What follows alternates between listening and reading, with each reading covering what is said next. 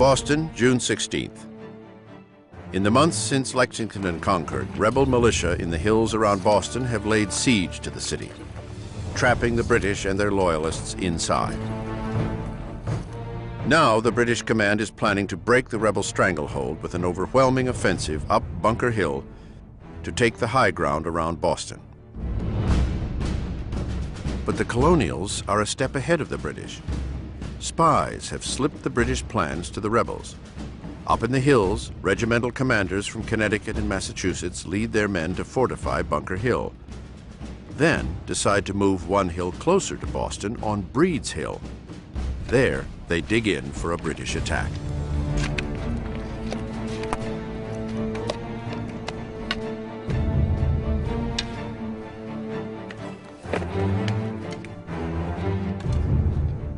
Midnight, June 17th.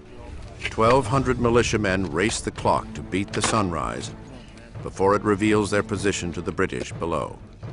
They must control the high ground before the enemy makes its own move. At daybreak, the sleeping British ships in Boston Harbor spot the militia positions and sound the alarm. All of Boston awakens with a start. The Patriots have beaten the British to the punch. The first full battle of the Revolution is joined. As the Redcoats assemble for battle, ships in the harbor try to pin down the militia with cannon fire.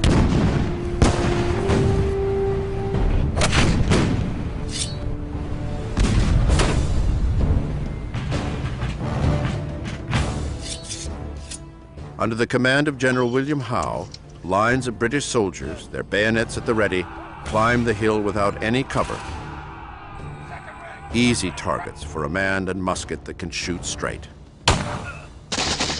The British are convinced that they can form up in line and, despite taking casualties, instill in the Patriots fear of a professional, disciplined force of regulars and demonstrate to the Americans that this is madness trying to oppose this army. Twice, Howe's men charge up Breed's Hill.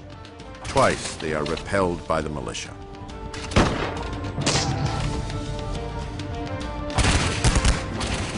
From roofs and hilltops, civilians come out to witness the bloodshed.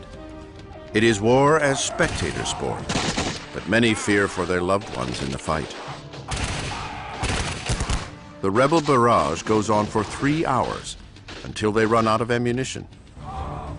Despite their advantage, the rebels have no choice but to retreat. The British finally capture the hill on their third charge.